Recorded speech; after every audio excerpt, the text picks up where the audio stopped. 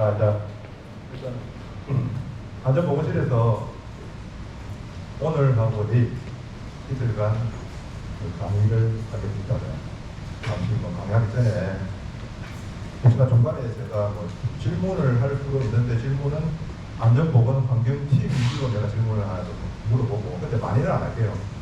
원래 제가 강의라는 교육을 하면 이 딱딱한 이런 단상에 서서 강의하는 것보다는 진짜 얼굴을 보면서 앞에 가서 스킨십을 하면서 그렇게 대화를 하는 게 하나의 강의인데, 지금 어쩔 수 없이 녹화를 하기 때문에 이렇게 제가 크게 많이 안 움직이고 그렇게 좀 하도록 하겠습니다.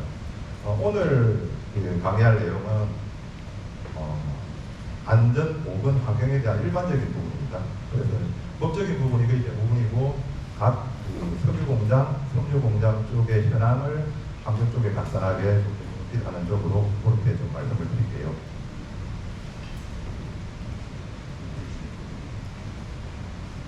내용은 지금 앞에 있는 내용하고 비슷하게 갑니다. 저는 태광산업에 93년도 9월달에 입사했어요. 아마 김준민 책임 같은 경우는 제 오고도 한참 공부 됐는데, 나머지 거의 대부분 사람들이 아마 태어나기 전에 아마 제가 입사를 했을 것 같아요. 이번 달이 제가 입사하고 딱 31년째 되는 날입니다. 그래서 올 24년 1월부터 제가 안전보건실장을 맡아서 일단은 중첩법 대응이라든지 그런 업무를 하고 있고, 그 섬유 쪽에 있으면서 아무래도 섬유 쪽에 제가 워낙 오래 있다 보니까 아직까지 섬유 쪽의 안전보건 환경에 대해서도 조금은 코칭을 좀 하고 있는 그런 상황입니다. 자, 오늘 교육은 크게 세 가지 테마로 할 예정입니다. 일단 법규, 규정, 그런 게 어떤 게 있는지. 사실 안전이나 환경 쪽에 법이 상당히 많잖아요. 가장 크게 되는 게 우리가 가장 이야기 많이 하는 게 산업안전보건법. 특히나 산업안전보건법이라든지 그 관련해서 이번에 석유 1공장에서 지금 하반기에 PSM 심사를 지금 하게 되어 있거든요. 그래서 1공장에 지금 준비를 많이 하고 있는데, 유일하게 우리가 울산에 있는 계열사 5개 공장 중에서 석유 1공장은 피등급을 PSM을 유지를 하고 있습니다. 아마 석유공장은 좀 열심히 하면 P등급 될 것 같은데, 2공장, 3공장도 P등급을 받을 수 있도록 계속 노력해 주시고, 섬유는 대표님이 바뀔 때마다 야 P등급 안 되겠냐는 그런 요구가 많았는데, 제가 그런 이야기예요. 섬유는 될 것 같은데 현장에 가면 너무 썩어가지고 P등급 같습니다는 이야기거든요. 그래서 섬유 쪽에는 가능하면 S 등급을 유지하면서 P등급은 향후에 도전을 해보지 당장 어려울 것 같고, 석유는 진짜 사고만 안 나고 잘 유지만 한다면 P등급이 충분히 가능 안 하겠다 싶어요. 물론 이제 공장이나 공장이 조그만 사고가 나서 등급이 떨어졌다가 다시 올리고 하는 그런 과정이 있는데, 그런 부분이 없이 어느 정도 무사로 어느 정도 진행만 한다면 될 것 같고, 1공장에서 이번에 PSM 쪽에 준비를 많이 하고 있기 때문에 아마 좋은 결과가 있지 않겠나 생각됩니다. 그래서 법규가 규정이라고 했는데, 그게 산업안전보건법이나 그리고 2022년도 1월 27일 부착했던 중첩법, 크게 안전은 크게 두 가지 법입니다. 환경은 뒤에서 언급할 건데 여러 가지 법이 상당히 많거든요. 대기 관련 법, 물 관련 법, 유해 항물질 관련 법, 대기물 관련 법, 악시, 무효시, 그런 부분 중에서 크게 한 4가지 파트에 대해서 각 공장 현황에 대해서 좀 말씀을 좀 드리고요. 그리고 두 번째, 무죄 담당. 이거는 안전을 하면서 가장 중요한 게 무죄입니다. 산업재해법. 지금 석유 1공장이 1배수 달성하고 지금 2배수 가고 있죠, 그죠? 근데 2공장 같은 경우는 지금 27배수가 8월 달에 26배수 달성하고 지금 27배수 가고 있습니다. 아마 2공장 같은 경우는 공장 생기고 지금 반대사고 한 것도 없는 걸로 제가 알고 있는데, 물론 이제 현역업체 사고라든지 이런 사고는 조그만 사고는 있었는데 공식적으로 오픈된 사고는 없어요. 그래서 26개 수가 8월 달에 발견이 됐고, 석유 상공장은 지금 무죄가 8배수가 8월 달에 발견이 됐고, 그리고 지금 9배수 쪽으로 이제 가고 있는 상태고, 섬유 공장은 무죄가 5배수까지 달성한 적이 있어요. 있는데 5배수, 대안한테는 한 7배수까지 갔었는데 석유만큼 오래 가기가 힘들어요. 네. 이 설비들이 많다 보니까 조금조금한 사고들이 상당히 많이 나고, 제가 한 7, 8년 전에 안전공단 우선 지도원에 무죄에 관련해서 간담회에 갔었는데, 그때 당시에 효성에서 1년에 산재사고가 15건 났대요. 1년에 15건 났는데 무죄. 지금은 무죄가 인정하고 신청해서 무죄를 받는 제도가 없어졌거든요. 그전에는 공단에 무죄 우리 지금 현재 개시합니다. 신고를 하고 무죄가 달성이 되면 공단에 신고를 합니다. 하면 공단에서 기념품을 주면서 인증서를 줬거든요. 그래서 보통의 경우에 상장으로 주다가 한 5배수 이래 되면 폐로 줬어요. 각 공장별로 그런 폐들이 좀 있을 겁니다, 아마. 섬유 공장에도 폐 있어요. 폐광까지 않고 5배수 이상 달성한 적이 있기 때문에. 그런데 그때 당시에 간담회를 하는데 조성의 안전하게 팀장이 와서 한 이야기가, 우리가 1년에 산재가 15건 났는데 우리는 개시 신고도 안 합니다. 어째 보면 그런 부분이 섬유 공장의 현실이 있었어요. 네. 조그만 사고가 나고 하나가 사고가 나고 노동조합이 감성이냐 아니냐에 따라 가지고 조그만 사고도 들어두고 버리면 산재가 돼요. 그래서 좀 섬유 쪽에는 어려운데, 지금 섬유 쪽에가 무죄 1배수가 8월 달에 달성을 하고 2배수 입력하고 있고요. 사실 1배수도 올 섬유 공장의 1월 달에 그냥 발목을 제출했어요. 발목. 1월 2일 날. 오늘 아프다. 우리가 보기로 아주 엑스레이 찍으니까 미세하게 끌리가.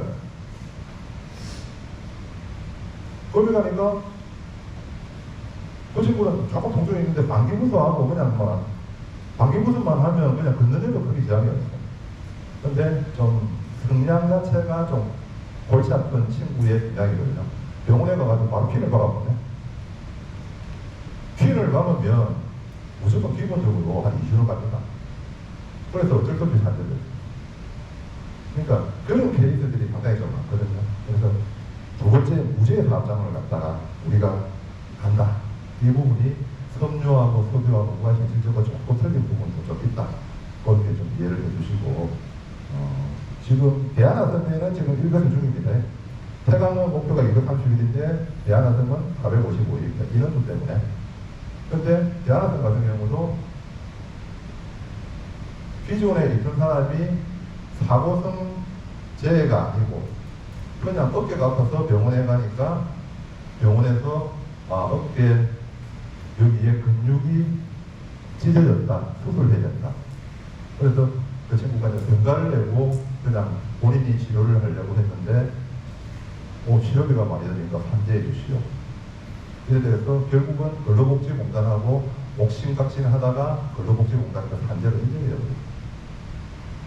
그래서 좀 그런 케이스들이 많다고 보시면 되고, 사실 업계라든지 지금 석유 쪽에서 근골격계 제가 이야기를 많이 하잖아요. 근골 쪽에는 사고가 많이 날 겁니다.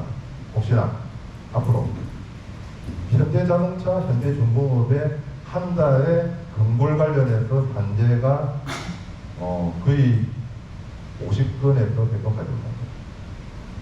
그래서 현대자동차나 중공업의 5건 담당은 아예 근로복지공단에서 12위원회 하는 데서 한답니다. 네, 안 올리고. 그런데 근골이라도 근로복지공단에서 산재가 인정이 되어버리면 회사에서는 산업재해조사를 노동부 제출해야 되거든요. 그런데 노동부에서 근골 관련 사고는 산재로 카운팅은 되지만은 이거 감독하는 데는 요거 해줄게. 감독하는 잡을 때요. 왜냐하면 동종 사업장보다 반대율이 높으면 무조건 하반기에 감독이 들어옵니다. 노동부에서 감독 들어오면 바로 과태료 벌금. 감독이라는 부분은 과태료 벌금입니다. 그래서 진짜 사고란 그런 부분 조금 더 신경을 써주셔야 되고, 그 다음에 세 번째가 자율안전입니다. 이 자율안전 문화가 재작년부터 지금 노동부에서 상당히 좀 강조를 하고 있죠. 그죠? 자기 규율 예방 체계를 정립한다. 그러면서 신입사원 말고 조금 그 직장에 그 경력이 있으신 분은 위험성 평가한다고 안전보건환경팀에서 난리를 치잖아요. 모든 작업에 대해서 SOP를 위험성 평가 다 만들어내라.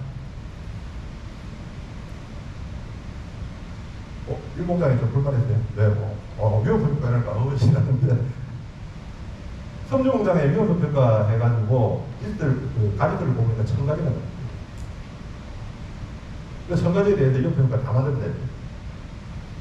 그러고 대기업이니까 우리는 강도, 빈도법도 해가지고 다 만들어냈거든요. 근데 보면 이렇게요. 왜 위험성 평가, 자기 규율 예방 체계에서 중요한 위험성 평가를 정확하게 해야 되냐? 하나. 사고가 생겼는데 그 사고에 대해서 위험성 평가를 제대로 했느냐 안 했느냐. 위험성 평가를 했는데도 불구하고 사고가 생겼다. 그러면 위험성 평가 작성하면 돼요. 근데 위험성 평가를 안 했다. 그거는 더 바꿔놔. 그래서 사고가 날 수 있는 부분, 처음에 원료가 들어와가지고 제품이 나게 출고할 수 있는 부분, 모든 과정에 대해서 위험성 평가를 하고 그 위험성 평가에서 위험도를 줄이는 활동을 해야 된다. 그게 가장 큰 게 자기 규율 예방 체계. 그리고 TBM 활동. 그렇게 일단은 볼 수가 있습니다. 자, 이제 지금부터는 좀 그냥 템포만 이야기합니다. 이 산업안전 보건법에 보면 산업은 목적, 목표, 수단 이런 문구가 있거든요. 여기서 가장 하부에 있는 산업안전보건 기준을 확립한다. 이 말이 자, 우리가 안전 쪽에서는 어떤 기준을 지킨다. 이렇게 되어 있는데 자, 우리가 지금 안전가대를 설치하는 부분 있잖아요. 그냥 사람이 추락하지 말라고 안전가대를 설치하는데 저희 회사에서는 거의 기준 한 1m 이상의 안전가대를 설치하자. 그 전에 2m 한다가 그런 이야기가 나오거든요. 근데 제가 한 4년 전에 포석고에 갔는데 포석고에서는 기준을 그렇게 정했더라고요. 50cm 이상 단차가 있으면 안전가대를 설치합니다. 그래서 보석에 물어봤죠. 50cm 같으면 그냥 내려가면 되는데 왜 안전가대를 설치를 합니까? 그러니까 자기들이 자체 그렇게 기준을 정했대요. 그래서 안전에 대한 기준은 법의 산업안전보건법이나 중처법이나 법에 어떤 기준이 있지만은 각 기업에서 더 강화된 기준을 만들어서 지킬 수 있도록 하는 게 하나의 안전을 유지할 수 있는 방법이라고 볼 수 있고, 그리고 그 책임 소재 규명이라는 부분인데 지금 사고가 발생되면 항상 보면 책임을 누구 책임이냐 누구 책임이냐 이렇게 많이 따집니다. 결국은 대부분이 사적 책임입니다. 우리가 안전사고 나면 안전사고의 70% 내지 80%는 불안전한 행동에서 보통 많이 나거든요. 그런데 불안전한 행동을 왜 근로자가 할 수밖에 없었느냐는 부분을 따지기 시작해서 노동부에서는 무조건 사측에 펜널티를 주는데 아직까지 그런 경우는 많이 없는데 지금 현재 산업안전보건법을 보면 개인의 펜널티를 주는 것도 있어요. 그러니까 점검이 들어왔는데 안전모를 안 썼다. 안전모 착용제를 했어. 그러면 그 개인의 과태료 때립니다. 원래. 근데 노동부에서 그렇게 과태료 때린 적이 거의 없죠. 근데 때린다고는 해요. 말은. 그래서 앞으로는 개인에 대한 고주의 같은 경우도 명확하게 많이 좀 따질 것 같다는 그런 생각이고, 그러한 두 가지 기준과 책임 소재를 가지고 우리가 산업재해를 예방하면서 가장 중요한 것은 산업재해 예방하면서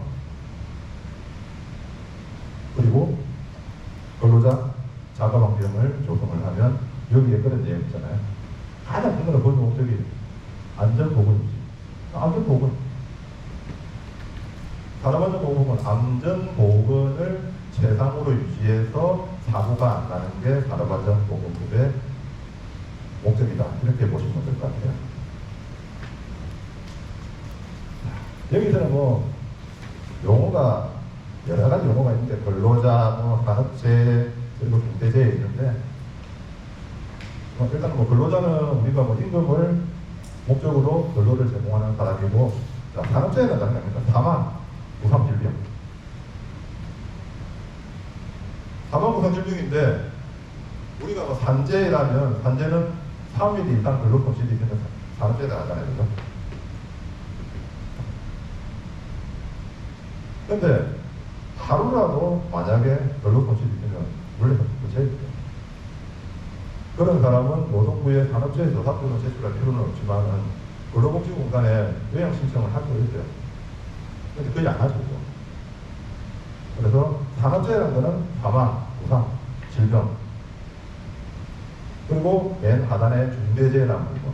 이 중대재해라는 부분은 나중에 중대재해와 중대산업재해에 대해서 비교를 할 건데, 사망자 1인, 그리고 동일한 사고로 3개월 이상 기명, 그리고 동일한 사고로 부상자나 직업병, 유소견자가 10명 이렇게 되어 있고요. 이 부분은 그 산업안전 기사를 만약에 뭐 공부를 하면 시험에 아마 2분에 1번은 나오는 그런 내용입니다. 그리고 아마 올해 산업안전 골든벨 우리 회사 할 때도 이런 문제는 기본적으로 좀 내려고 하는 그런 내용입니다.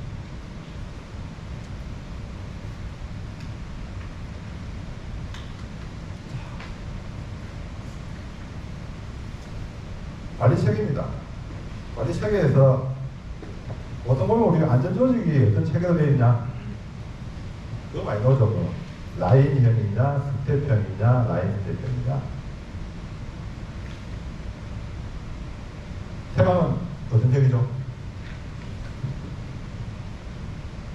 완전 지창의 선생님은 환경이지? 네. 지창의 선생님 태방은 지금 현재 어떤 형이지?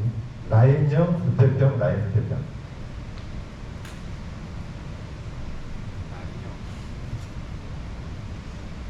저희들은 실제로 라인형하고 라인 스텝형하고가 좀 혼재된 그런 느낌이 있잖아요. 그래서 보시면 라인형이라는 거는 안전보건 조직이 여기에 들어가서 쭉 이렇게 갑니다. 그래서 신속하게 결정하고 신속하게 빨리 가야 되고 하는 부분이 있기 때문에 조그만 중소기업들, 인원이 작은 중소기업들에서 안전보건관리 책임자, 사업주가 한 마디 탁 하면 밑에까지 금방 전달이 돼가지고 진행할 수 있는 겁니다. 그러고 아주 심플해요. 그런데 실제 스텝형은 그거보다 좀 큰 중소기업이나 중견기업에서 해당이 되는데,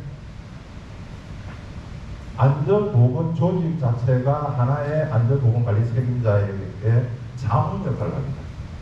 이런 거를 해야 됩니다. 이거 해야 됩니다. 하면 그거를 여기서 바로 책임질 거예요. 그 다음에 라인 스텝형 같은 경우는 대규모 사업장.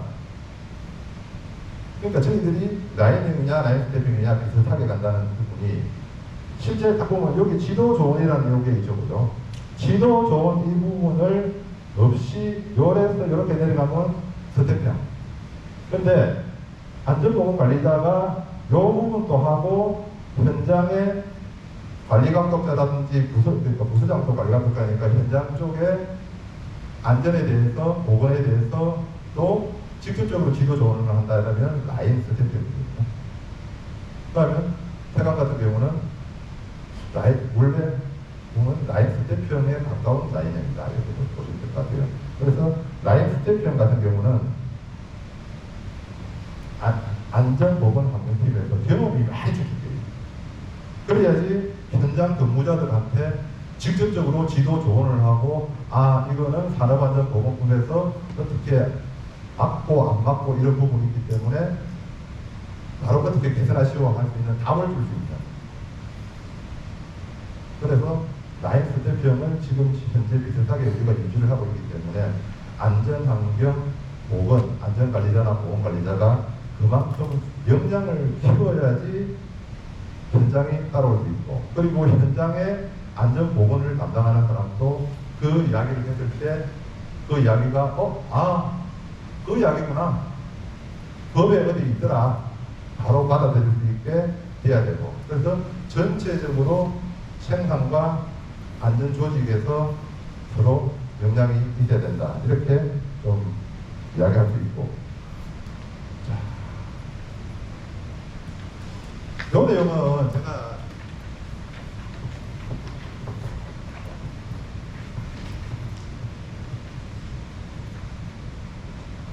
그 신입사원들부터 시행교육할 때 아주 인용했던 부분입니다. 여기 연도를 안 했는데, 요 통계 자료는 2013년도 통계죠. 예. 한재 사망자 수가 1,900명.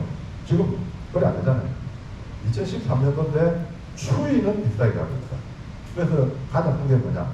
입사 6개월 차에서 사고가 많이 난다. 항상 알아야 되는 게, 입사 6개월 차에서 한 55% 정도 사고가 났고, 1년 미만에서 10%. 근데 이게 추이가 쭉 가다 보면 10년 이상에서 다시 올라가죠. 이거는 저희들이 공장에 사고 난 부분을 나이별로 분석을 해봐도 비슷해요. 특히나 섬유공장 쪽에서는 나이가 많기 때문에 전부 다 나이 많은 사람 쪽에서 퍼센티지가 올라가요. 네. 그동안 섬유가 위축이 되다 보니까 신입사원들을 많이 안 뽑았거든요. 그러니까 전체적으로 나이가 많고, 근데 나이 많은 사람들, 사고 난 사람들한테 그 부임장이나 일단 물어보면 그냥 30년 동안 이렇게 일을 했는데 설마 이렇게 사고 날 줄 몰랐네. 아니라는 생각에서 오래 근무한 사람들이 그렇게 똑같이 행동을 하다가 사고 난 거예요. 근데 여기서 강조하는 것은 하나입니다. 근무 경력이 짧은 6개월, 조금 더 확대시키면 1년 이하의 사람이 사고 날 가능성이 많다. 그래서 사고 나는 이유가 그냥 모르잖아요. 위험한 점. 기계가 돌아가는데 이게 위험한지 위험 안 한지. 그리고 무리하게 잡는 거예요. 요즘 그렇잖아요. 2인 1조 작업을 하는데 석유도 2인 1조 작업 아니고 혼자 나가가지고 뭐 액션 차는 게 있죠. 그죠? 가장 문제가 그겁니다. 사람 없는데 야, 니 어디 가가지고 저쪽에 벨트 좀 열어. 가자. 그래서 저는 신입사원 교육을 할 때 항상 제가 교육을 하면 그런 이야기를 합니다. 모르면 하지 마라. 그리고 하려는데 위험하다 이러면 원하겠습니다. 그거예요. 예. 하다가 사고 나면 있을 것 같은데, 그렇다고 충분히 할 수 있는데도 계속 그게 버릇이 돼가지고 계속 원하겠습니다 이러면 안 되고, 근데 위험하다고 판단되고 이거는 내가 확실하게 모르겠다 하면 하지 마세요.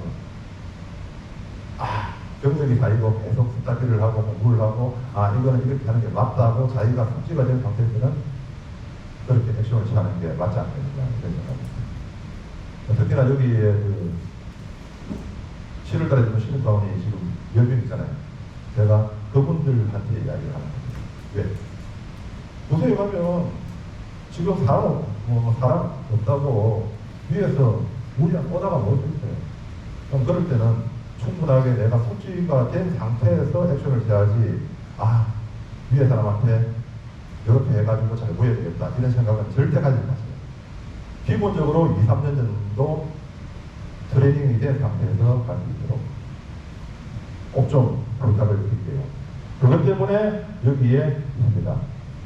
의무도 갖는다. 근로자, 내가 안전하게 일하고 뭐하고 예방을 위해서 하는 권리도 있지만은, 그리고 안 다칠 의무도 있죠. 그래서 꼭 그런 부분에서 신경을 좀 써주시기 바랍니다.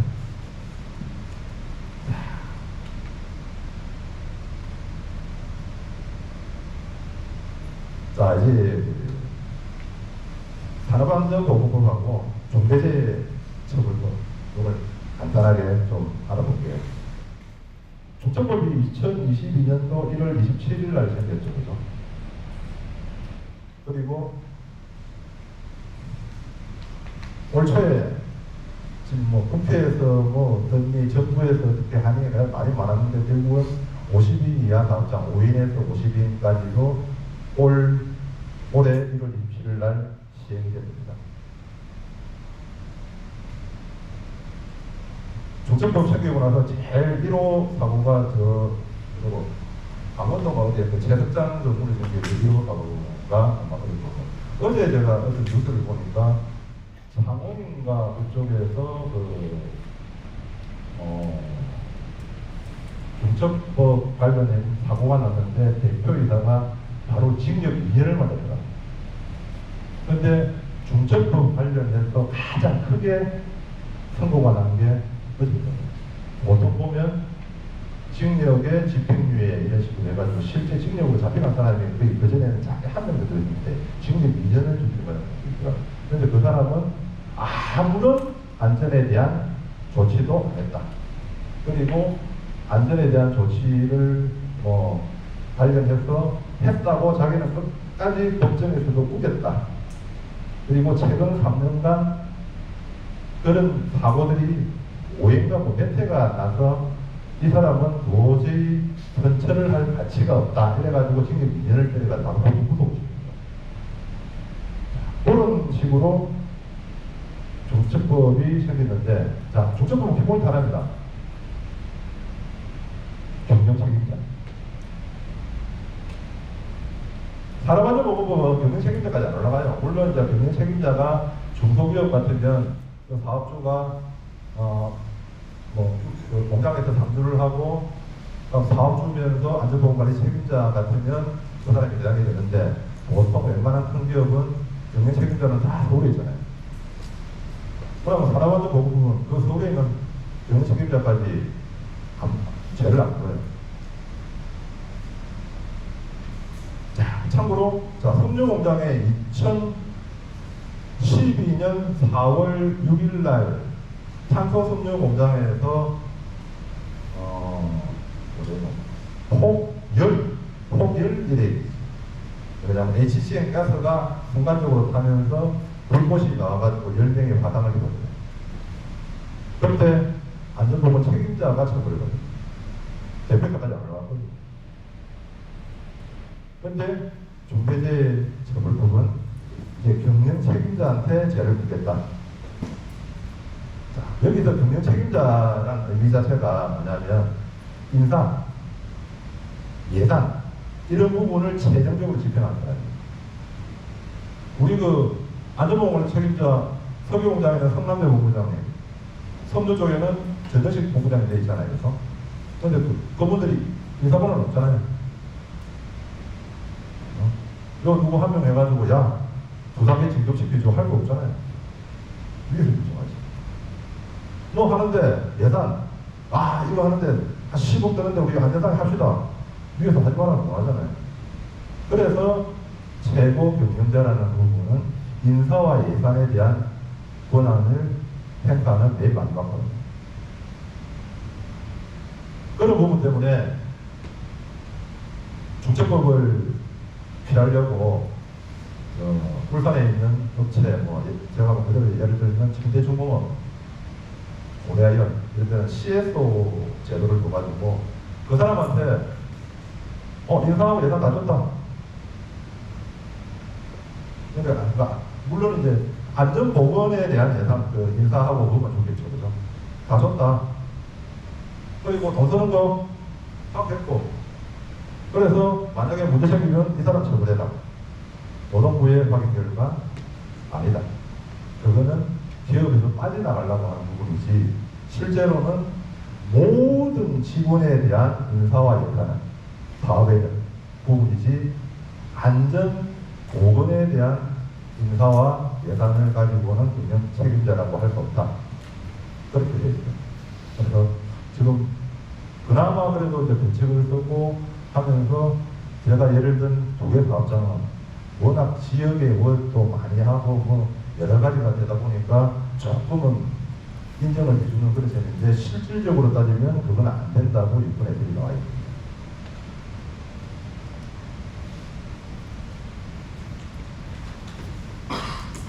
안전보건 환경에 대한 교육은 진짜 재미없어요.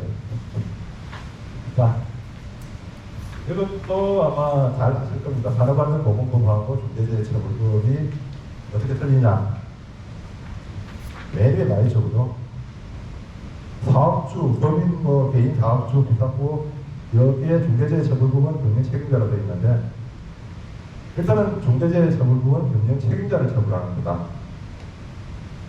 그리고 지금 현재 산업안전보건법은 50인 이상 사업자만 적용합니다. 협력업체 중에서 50인 안 되는 데는 산업안전보건법에 의거해가지고 안 해도 되는데요. 산안위원회 안 해도 돼요.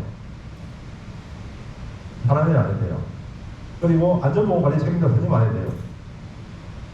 50인 기준 위반. 그런데 아마 태강 쪽에 있는 협력업체는 거의 다 하고 있습니다. 네. 50인이 넘었다 내려갔다 왔다 갔다 많이 했거든요. 그래서 가능하면 해라. 그렇게 하고 있고 울산요 연구소 지금 30몇 명밖에 안 돼요. 그런데도 안전보건 책임자는 선임을 안 했어요. 그런데 산업안전보건위원회는 하고 있어요. 그리고 안전 대행하고 있어요. 보건도 대행하고 있어요. 네. 50인 미만은 안전대행, 보건대행도 할 필요가 없어요. 그런데 중대재해처벌법은 5인 미만을 제외하고 전부 다 적용을 한다. 차이가 그렇게 없어요. 그러니까 산업안전보건법은 50인을 기준으로 페널티가 많은데 중대재해처벌법은 5인이다. 더 강하다. 이렇게 좀 알고 계시고 그리고 그 뒤에 페널티 주는 거 있잖아요. 페널티 주는 게 사망자 1명은 양쪽 다 똑같아요. 그런데 그 밑에 산업안전보건법은 3개월 불문이잖아요. 그런데 중대재해처벌법은 6개월에 됩니다. 그리고 산업안전보건법은 부상자나 직업성질환자가 동시 10명. 여기는 1년 내에 3명. 중처법이 조금 더 강하죠. 그죠? 그러니까 강하다는 거는 산업안전보건법의 제 범위를 같이 적용을 해버리면 너무 잡혀가는 사람이 많기 때문에 사망자 1명을 제외하고 나머지는 조금 더 루즈하게는 정의는 그렇게 나왔어요. 그런데 그게 밑에 쪽으로 내려가면 처벌 수준에 보면 중처법은 상당히 강하게 되는 게 산업안전보건법은 7년 이하 사망의 이하 1억 이하의 벌금. 그러면 1억 이하의 벌금이면 이 사람이 많이 맞으면 사망했는데 작게 맞으면 200만 원, 300만 원 맞아요. 그런데 여기는 1년 이상이잖아요. 징역을 때리면 1년 이상은 못 돼요. 그리고 조치 위반을 했다. 5년 이하 5천만 원인데 7년에 1억. 범위는 훨씬 더 크죠. 산업안전보건법은 10억 원 이하인데 여기는 50억이에요. 그런 식으로 중대재해처벌법은 사고가 터지면 너도 바꿔야겠다. 그렇게 됩니다. 그래서 지금 현재 저희 회사도 중처법이 생기고 나서 대표님이 몇 분 바뀌었잖아요. 대표님이 항상 저한테 그럽니다. 야, 중대재해는 좀 안 나게 해야 된다. 본인 입을 때 어차피 가겠죠. 우리가 2년 전에 혹시나 들었는지 모르겠는데 대구 공장에서 화물차 기사가 사망하는 일이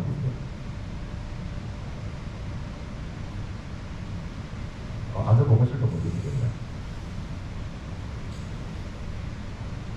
대구 공장 같은 경우는 생지라고 여기 염색하기 위해서 여기에 생지천을 롤로 말아가지고 중국에서 수입했어요. 목에 쫙 그 컨테이너에 싣고 들어오면 컨테이너 문을 열고 그거를 지게차로 떠가지고 하나씩 되거든요. 거기에 유인이 보통 보면 이제 하면 회사 직원이 입회하에 하는데 해동 LS라는 회사가 거기에 용역을 맡아가 있어요. 지게차라든지 도구에 입고 주고 하는 부분에서. 근데 그때 70종 안 된 그 컨테이너 기사분인데 그 기사분이 빨리 하려고 자기 혼자서 문을 개방하다가 그게 쏟아졌거든요. 그게 한 260kg인가? 거기에 그 사람이 그냥 터졌어요. 일단 사망하고 있죠. 우리 공장 안에 마당에. 근데 상당히 복잡해요.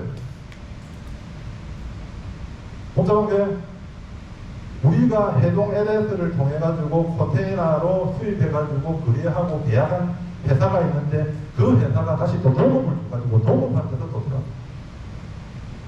그 때문에 제가 그 대구 지방 노동청에 가서 조서도 몇 번 받고 했는데 결국은 태광산업은 무혐의로. 그리고 결론적으로는 이거는 원래 회사에서 이 작업을 하기 위한 SOP가 있는데 어떻게 하고 여러 가지 부분 다 지시를 냈거든요. 있는데 이 기사가 지가 빨리 하고 빨리 가려고 움직이다가 지 혼자 그랬어요. 그게 CCTV에 그 장면이 그대로 찍혀져 있어요. 확 쏟아져요. 근데 만약에 우리가 SOP라든지 아까 SOP가 지금 위험성 평가를 거의 바꾸고 있는데 그 작업에 대한 SOP, 그때는 SOP니까 SOP라든지 위험성 평가라든지 그런 게 없었다.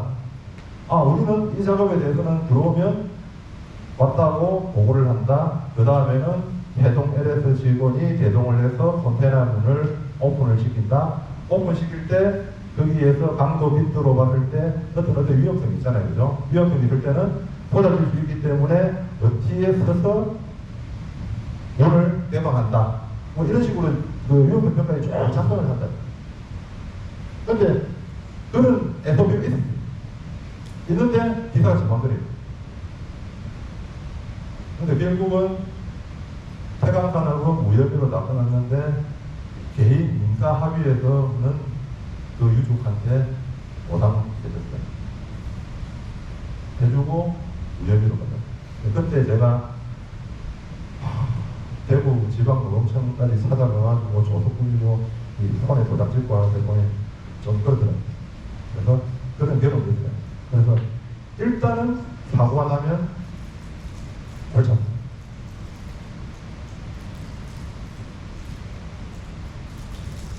여기는 안전보건 병행 시스템, 우리가 ISO 45001을 하고 있잖아요. 그죠? 그래서 지금 그 안전보건 환경팀에서 그 ISO 14001도 하고 있는데, 여기는 참고로 보시면 돼요. 참고로 보시면, 여기에 파란색으로 요래되어 있는 이런 내용들은 PSM에서 요구하는 좀 더 지식률입니다. 공정, 안전, 위험성 평가 지침, 자체 강파 지침. 이런 내용에서 까만색으로 되어 있는 ISO 45002라는 하나의 지침서나 프로세스가 더 가미돼 가지고 우리가 2022년도 그때가 10월 11월 그때 ISO 45001을 인정을 받았어요. 사실 이 45001 부분도 중첩법 생기고 나서 45001 인정을 안 받으면 하나의 사고 시에도 문제가 됩니다. 그래서 웬만한 요즘은 중소기업들 같은 경우도 ISO 45001에 대한 인정을 다 받고 있어요. 그래서 ISO PSM하고 45001 사이에서는 이런 부분이 있구나. 상당히 많죠, 그죠? 근데 PSM에 해당되는 부분은 다 이런 부분이 해당된다. 이렇게 참고로 이해를 좀 해주십시오.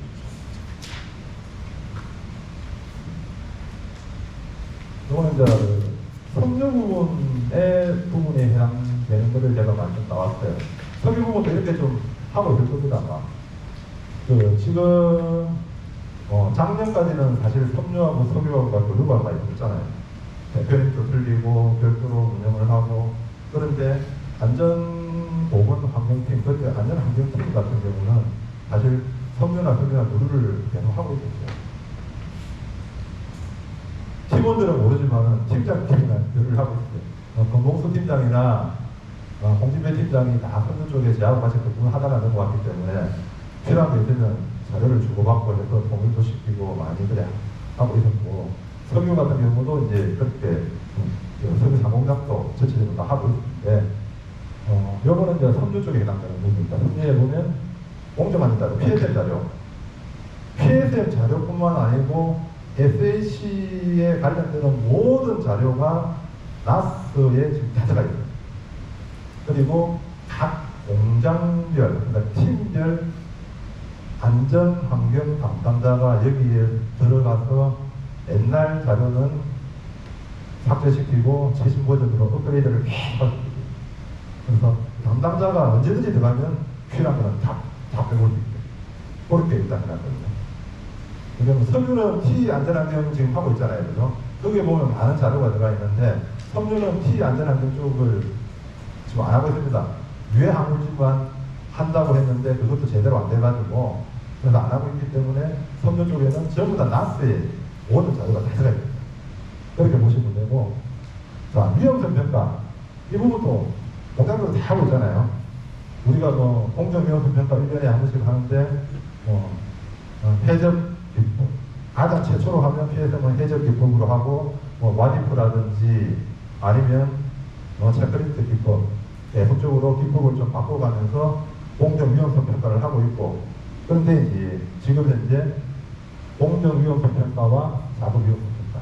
작업 위험성 평가는 작업 하나하나에 대한 위험성 평가를 하는데, 거의 아마 강도, 빈도급으로 지금 하고 있습니다. 네. 어느 어떤 작업을 하는데 강도가 몇 회 이상이고 하고 기준이 있어요. 몇 회 이상이고 하고 하면 숫자 얼마? 강도의 빈도가. 그리고 강도가 어느 정도의 강도가 되면 숫자 얼마? 합쳐서 얼마 이상이면 위험도를 낮춰야 된다. 그렇게 보는 대기업의 변화가 있고, 중소기업은 이렇게 보내요. 처음에 안전보건공단에서 중소기업도 강도 빈도로 하라고 했는데 당사자가 죽을 때까지 못 하게 돼요. 그래서 지금은 상, 중, 하, 위험도가 상이냐 중이냐 하, 요 세 가지를 가지고 하는 거로 중소기업을 바뀌었어요. 그게 이제 울산에 있는 그 컨설팅 회사에서 중소기업을 컨설팅을 하면서 그런 기법으로 해서 공단에 제출하니까 공단이 이거 좋네, 중소기업이 하기는. 그래서 중소기업은 상중하 3단계 기법으로 하시오 해가지고 다 붙여버렸거든요. 근데 제가 보기로 태광산업 정도의 대기업은 3단계 기법으로 하는 것은 좀 안 맞을 것 같고, 저희들은 아무래도 강도, 빈도 기법으로 가는 게 안 맞겠나 싶어요. 그래서 그런 위험성 평가를 하고, 가장 중요한 거는 평가를 할 때 현장 근무자가 참여를 했느냐, 항상 봅니다. 그래서 그 사인 받는 거 있잖아요. 현장의 부임장 꼭 참여했느냐 사인합니다. 현장 근무자, 기사나 아니면 사원이 참여했느냐 봅니다. 그래서 위험성 평가 자료는 항상 그걸 남겨놔야 돼요. 그리고 그와 관련해서 회의라든지 모든 거 할 때 현장 근무자까지 같이 참여해요. 아니면은 사무실에 있는 엔지니어가 지 혼자 앉아가지고 뚝딱뚝딱 만들어가지고 던져버리거든요. 그럼 어떤 식으로 하도 사인을 받아놔야 돼요. 그러고 내용을 숙지를 해요. 자, 1공장에 PSM 하잖아요. 그죠? 요번에 등급 심사할 때 질문 없고, 자체 감사할 때도 마찬가지고, 전부 다 현장 근무자라든지 현장 부임장 모두 면담하면 자체 감사에 이런 내용이 있던데, 아니면은 올해 자체 감사에 어떤 지적사항이 있습니다. 자체 감사 받는데요. 이러면 전부 막 화내요. 그래서 현장 근무자가 무조건 이렇게 됩니다. 그리고 끝나고 나서는 그 팀의 전 직원을 상대로 교육을 해요. 그래서 교육 결과 보고서를 항상 하는 거예요. 그래서 위험성 평가에 하는 부분에서 작업 위험성 평가도 만약에 우리가 위험성 서류를 하나 만들면 이 부분에 대해서 어떤 작업에 대한 거를 현장 직원들한테 교육을 했느냐 아니냐, 이 부분이 상당히 중요합니다. 그래서 그런 부분은 결과가 있느냐 없느냐를 보고 정도가 왔다 갔다 하고 페널티를 받을 수 있는 부분이기 때문에 항상 좀 속지를 좀 해주시기 바랍니다. 나머지 여기는 뭐 SOP 계정, 이건 SOP가 지금 현재 위원회 평가 쪽으로 계속 전환하고 있기 때문에 일단은 그렇고, 그리고 석유도 안전 관련해서 평가해가지고 진행하고 있죠, 그죠? 현장 사원들하고 원래 평가를 하라고 돼 있어요.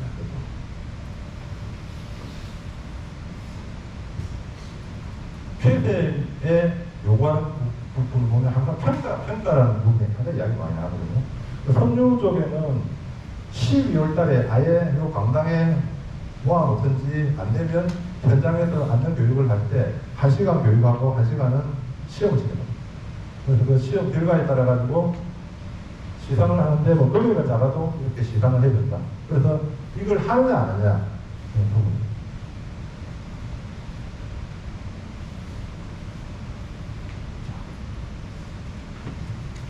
여기 계신 분 중에서 석유공장에서 위기 대응 훈련 해보신 분 계세요? 위기 대응 훈련이 제가 아까 그랬잖아요. 2012년도에 파도선도 사고가 나고 나서 그때 당시에 심재영 부회장님이 사고 났을 때 너무 우왕좌왕한다. 그래서 그거를 해소하기 위한 어떤 매뉴얼을 만들어야 돼요. 네. 그때 당시에 이제 갑자기 소방서 뭐 예를 들어 가지고 노동부 사고 났다는 그 이야기 듣고 다 치고 들어왔는데 사진을 찍으려니까 그때 당시에 본부장님이 온몸으로 거부했어. 네. 데이비 시들이기 때문에 사진 찍으면 안 된다. 그거 가지고 한 30분 넘게 싸웠어. 결국은 사진 다 찍었어. 대응이 안 되는 대응이 안 돼. 사실 사고 터지면 대응 안 되잖아요. 사실 석유공장에 옛날에 하도열 유출 사고 갔을 때 그때도 막 했는데 하도열 유출 사고 났을 때는 우리가 위기 대응 훈련을 하고 손이 자꾸 이렇게 그래서 매뉴얼을 만들어서 그 매뉴얼을 제가 2번부터 해가지고 진짜 외국 회계 몇 군데 가서 가니까 와 매뉴얼이 있는데 두께 이거예요. 이걸 어느 세월에 보고 해. 그래서 제가 한 20페이지를 해가지고 매뉴얼을 만들었어요. 하고 나서 그때 당시에는 위기 대응 훈련이라고 했어요. 몇 분을 하다가 석유 1공장에 하도를 갖고 터졌는데 그 효과가 좋죠. 연락받고 제가 넘어가서 제가 대관 쪽에는 제가 어느 정도 컨트롤을 하고 그 뒤에 건봉소 부장한테 인계를 했거든요. 만약에 사고 터졌는데 건봉소 부장 니 혼자 대바락 하면 지금 소방서 들어와가지고 야 안전한 팀장 내 있노 노동부 와가지고 내 있노 중공센터 와가지고 내 있노 또 보면 뭐 가스 사고 아니라도 가스공사도 치고 들어오지 시청 치고 들어오지 남부청 치고 들어오지 그러면 그쪽에서 누가 통제를 할 사람이 필요하잖아요. 근데 마침 그때가 참 운이 좋았던 게 합동관계센터 센터장이 또 학교 선배를 되다 보니까 형님 무슨 일을 하십니까? 이 하다 보니까 이제 좀 제하고도 대화가지고 통제가지고 소방서에도 두 분 과장님이 또 아시는 분이니까 또 대화하면서 통제가지고 그러니까 서로 상호적으로 도와줘요. 그게 하나의 위기죠.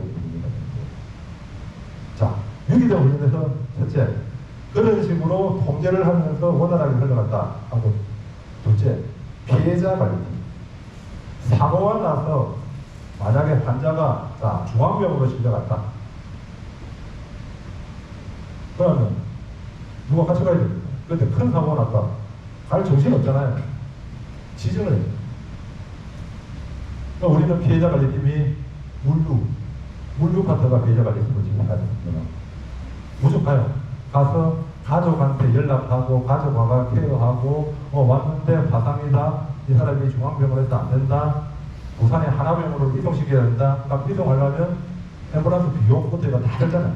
그런 거 전부 다 피해자 관리한 팀에서 회사에서 바로 지원해 줄 수 있어요. 지정. 그러니까 그런 부분을 가지고 지금 현재 섬유공장에서 6개월 정식 훈련하고 훈련을 하는데 크게 사고 안 터지니까 부분 동작으로. 무전기 들고 부분 동작으로. 자, 대관팀은 정문에서 환경청 들어왔습니다. 시청 들어왔습니다. 누구 들어왔습니다 하면 그러면 누가 정문에서 현장까지 인도를 하고 현장을 보고 2층에 브리핑 룸에 오면 누가 브리핑을 하고.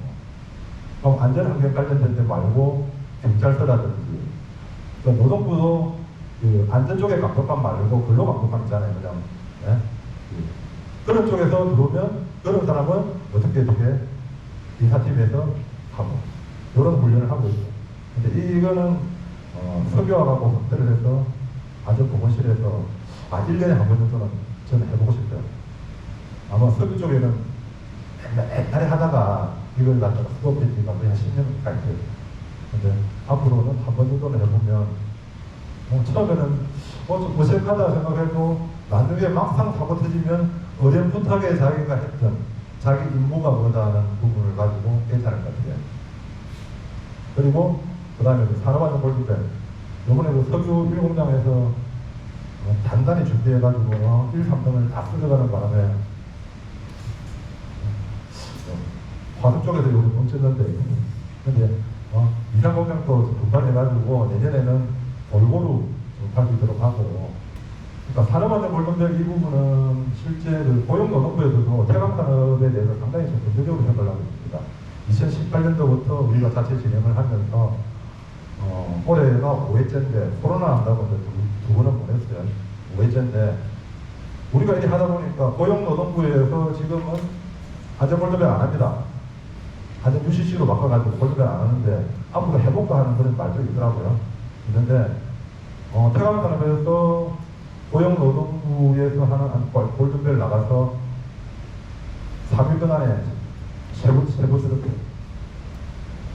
1등 3등 한번 하고 그 다음에 2등 한번 하고 그 뒤에 1등 더 하고 그러다 보니까 지금 이제 상당히 그런 부분에서는 노동부에서도 또 이미지가 좀 좋고 그 8월 13일 날 이게 뭐 골든벨은 아니지만은 아직 UCC 그 시상하러 하는데 제가 직접 가서 그 노동지청장하고 그 커피타임 하면서 간담회에 있는 자리에 있었거든요.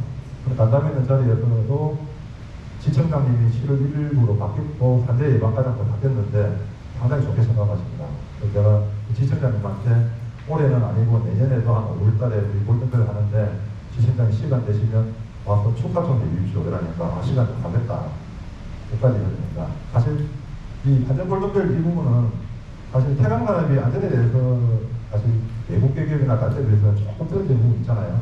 그런데 골든벨 이걸 가지고 뭐 외국 기업뿐만 아니고 우리나라 한 10대 기업 안에 들어가는 그래서 벤치마킹 엄청 많아요. 그러면 우리 있는 자리가 없습니다. 우리가 그 문제 낼 때 그 문제 있잖아요. 하는 것부터 해가지고 뭐 포스터 만드는 것부터 해가 잘해서 다 오버다 시키고 있어요. 근데 다른 데는 하기 힘들어요. 예.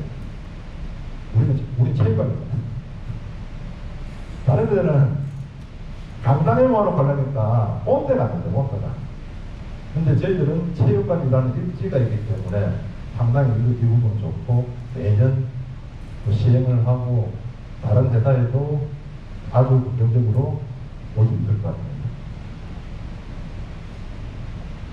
자, 주점부 관련해서 이거는 안전보건실에서 한 달에 한 번씩 안전보건 현안회의를 하고 반년에 한 번씩 경영회의를 한다. 그렇게 좀 봐주시고 석유 쪽에는 사실 그 현안회의 할 때 거의 팀별로 한 명씩 다 참석 다 시키가지고 전부 발표 다 시킵니다. 근데 석유는 그래 하기는 장소상이라든지 여러 가지 있어가지고 안전보건 환경팀만 하고 보건실만 참석을 해서 현안회의를 진행하고 있습니다. 간단하게 일단 답변을 좀 보고요. 자, 안전사고 나는 유형을 보면요. 하나가 잘 소개해 드립니다. 석유 쪽에는 협착. 석유 시위 감기는 부분이기 때문에 협착사고가 많아요. 그래서 석유 쪽에가 크게 사고를 보니까 협착, 추락, 전도.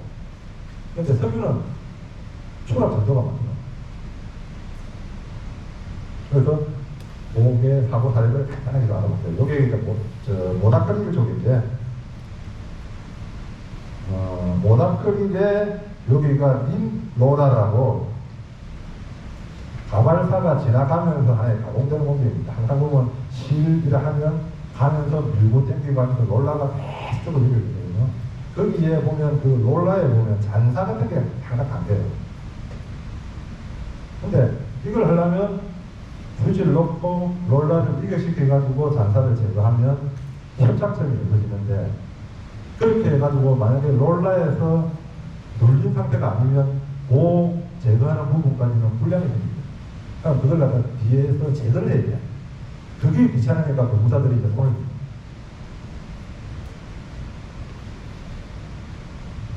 그래서 협착 사고 났는데 아주 심하게 뭐 완전 요설지고 이 정도까지는 아니었는데, 일단은 여기서 단체가 하나 있었고, 그래서 자기들은 우리는 무조건 롤러를 들고 해라. 자기는 안 했다.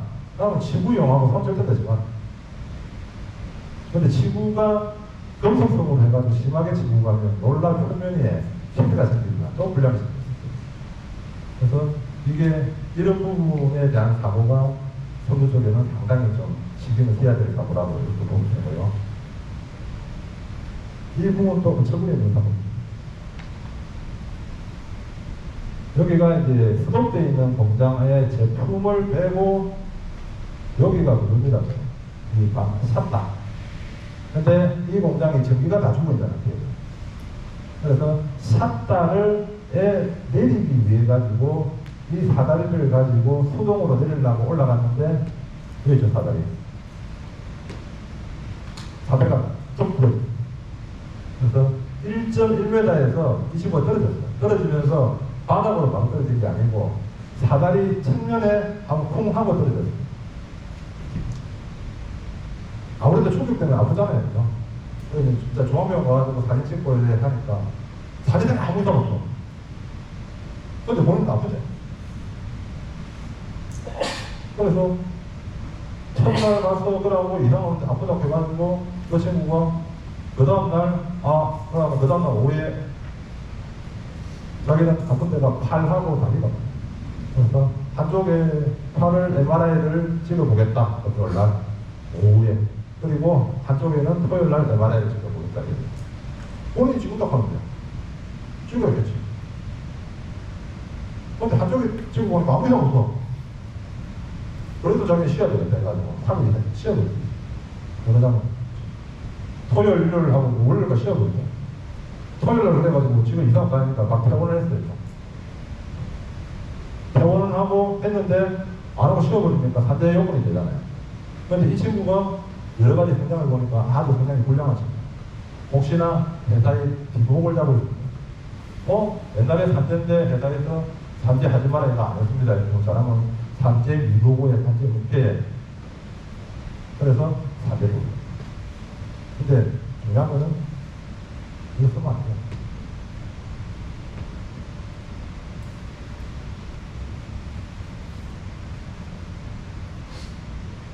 여기 약간 아크릴 공장 마찬가지입니다. 롤라. 근데 이게 보면 스타 롤라라고 여기는 톱니바퀴식으로 주름을 잡고 여기 들어가는데 결국은 오른 손이 말려요. 근데 뼈하고 이런 부분에서 골절만, 뼈는 골절이 있고 피부 해가지고 피부 쪽에 좀 치료를 받고, 근데 아주 중상 정도는 아니었고, 근데 이 부분은 두드려 막기 위해 가지고 이렇게만 막아놨는데 센서하고 뭐 하려니까 이 섬유 공장의 특성상 어떠냐면 스타트 할 때 제 섬유를 한 몇백 메다를 오면 저걸 쫙 당겨가지고 이렇게 다 끌어갈 거예요. 그러면 이 롤러가 들어가면 사람 손으로 하기 힘들거든요. 그래서 평상시에는 170m 운전을 하는데 50m로 아주 저속으로 운전하면서도 이게 감당하는 소리가 나요. 그래서 우리는 지금 하는 게 무조건 이것들 저속으로 하더라도 떼라. 적극적으로 그렇게 만든다. 그리고 펜스를 치는데 펜스에 센서를 달라니까 이게 상당히 어려운 게 있어가지고 지금 현재는 이런 식으로 펜서만 다 들어가면 아까를 이런 게 5라인. 이것도 현장. 23년 7월 26일 같으면 그러니까 상공장에 IX 있을 때죠.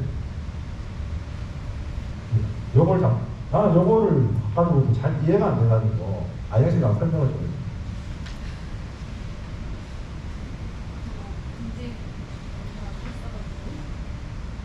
몰라? 아니요. 내용을 받아서 정리를 했는데, 물론 여기가 이제 물바지 혼통인데, 혼통을 끓이시하고 뭐를 절단을 하다가 이게 떨어져가지고 밑에 있는 사람이 끓이시에 맞아가지고 손에 뭐 열상을 입었다. 이런 내용 같아요. 그러니까 이 보통 끓이시가 요 가지고 끓이시가 있잖아요, 그죠? 그래서 위에서 스파이를 타고 자르면서 이 사람이 제거를 하면서 끓이시의 부분을 잘란 것 같아요. 자르면서 어떻게 여기 분량이 되니까 이 끓이시의 좁깃한 부분이 그 물바지 보통에 같이 내려오면서 밑에 있던 사람의 손을 갖다가 치지 않았느냐 이렇게 되는데 뭐 대책은 뭐 위에부터 조금씩 절단해 나가는 게 맞지 않느냐 보호장갑을 착용 문제되는데 이런 게 이제 상공장에 있는데 실제 상공장에 이거 말고 크게 사망하고 있잖아요. 그러니까 그 상공장에는 예전에 우리 직원이 아니고 현대부채 공사 다 끝나고 볼탱크에 그 아시밤 해놓고 한데 거기서 내려오다가 내려오는 길 말고 비정상길로 바이브 타고 내려오다가 좀 떨어져가지고 그런 게 있어요. 그래서 그때 계셨던 김수환 본부장이나 이런 분들이 작년까지 벌금 뭐 몇 평만까지 사고 나면 그분이 그만두더라도 그때 당시 사람을 처벌하죠. 자, 이거는 일공장 OSB 예가족 같으면 아마 그 강침조 예가족 우리 그 물 만드는 FW 그 자명수 만드는 공장인데 여기가 이제 보면 그 여가조에 이거 그 여제가 있고 여제를 갖다 정기적으로 한 줄 꺼내야 되는데 이 꺼내면서 이 사람이 이렇게 넘어가다가 넘어지면서 미끄러져 가지고 이렇게 가슴을 부딪혀-가지고 사고가 났다. 그러니까 제가 안전사고 난 거를 한 5가지만 올리려고 하면서 1공장하고 3공장 쪽에 2공장은 지금 현재 6배수 10배수니까 없고 달라 하니까 간단한 거 이걸 갖다가 주더라고요. 그래서 제가 내놨어요. 그래서 이것도 간단하지만은 석유 공장에서 이런 사고가 있었다. 이렇게 하고 방병에 대해서는 10분 휴식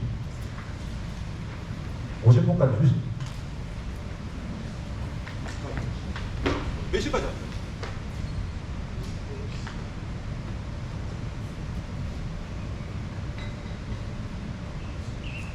몇 달에 다 할까? 휴식.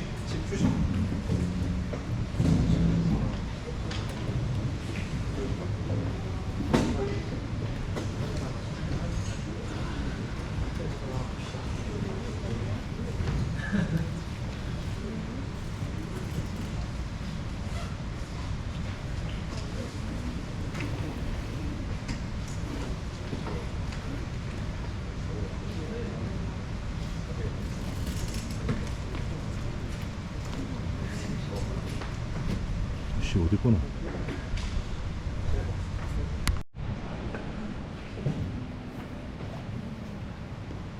자, 이제 좀 전에 그 안전보건 관련 이야기를 했고 지금은 이제 두 번째 시간에 환경 쪽에 제가 좀 말씀을 드릴게요. 서두에 제가 말씀드렸지만 환경 쪽에는 법이 상당히 많습니다. 대기 쪽에는 대기환경 보전법, 물환경 보전법, 뭐 유해물질 쪽에도 뭐 화관법, 화평법 있고, 뭐 합치, 폐기물, 그리고 뭐 자원분할 기본법 이렇게 돼 있는데 그 외에도 실제로 우리 공장에서 적용받는 게 오요시 휘발성 비한물, 그리고 토양 쪽에 토양환경 관리법 그것도 규제 받고 있고. 최근에는 이제 선주 쪽에는 화학제품 안전관리법이라고. 석유는 못 들어가죠. 듣기만 들어가겠죠. 우리가 2017년도인가? 그때 그 가습기 살균제 생겼잖아요. 그죠? 가습기 살균제가 터지면서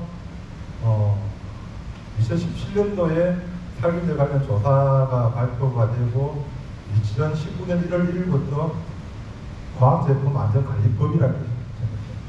거기 보면 그 화학물질 안에 들어가는 물질 중에서 420종에 해당되는 부분에 대해서는 제조 수입하는 부분에서는 신고를 합니다. 우리 그 가습기 살균제 할 때 가장 많이 들어본 게 MIT, CMIT 이런 거 많이 들어봤잖아요. 그 애경유와 SK 케미칼에서 만들고. 근데 섬유 쪽에 조사를 해보니까 그게 들어가요. 우리가 실을 만들 때 보면 정전기 방지를 하기 위해서 그 오일 유제를 묻히거든요. 그러니까 방사 유제하고 오일을 안 묻히면 그 전을 만들어가지고 하면 정전기가 발생합니다. 정전기를 방지하기 위해서 유제를 묻히는데 그 유제가 오래 탱크에서 보관하면 박테리아도 생기고 대책이 돼요. 그러다 보니까 거기에 미량의 방부제를 집어넣는데 그 방부제가 MIT, CMIT 이런 물질일 거예요. 그런 물질에 대해서 2019년도 1월 1일에는부터 제조, 수입하는 부분에 대해서 다 신고를 해라 그래가지고 그때 당시에 섬유공장에서 그 법을 만들 때는 우리도 수입을 하고 그래서 국내 내수로 나가버려요. 그러면 그때 당시에는 할 필요가 없는데 지금 환경부에서는 그 부분을 가지고 추가로 만드는 제품에 대해까지도 규제를 하려고 지금 그 역학 조사를 하고 있거든요. 그래서 8월 2일날 지금 환경부 용역을 받아서 캠릭이라는 업체에서 조사를 하고 왔고 앞으로 어떻게 결정이 될지 모르겠어요. 그런데 그 부분에 그 물질을 못 속에 만들면 섬유가 될 수가 없어요. 그래서 다음 주 제가 월요일날 경영회의 할 때 그 부분에 대해서 제가 사장님한테 보고를 드리려고 정하고 있는 부분입니다. 그래서 법 자체가 이렇게 상당히 많다 하는 부분을 알아두시고 여기도 마찬가지로 여러 가지 그 주요한 용어가 있는데 일단은 대기나 폐기물이나 물 환경 쪽에는 제외하고 화학물질 쪽으로 보시면 화학물질이 기존에는 유해 화학물질 관리법이라는 법이 있었어요. 그러다가 2012년도에 붐이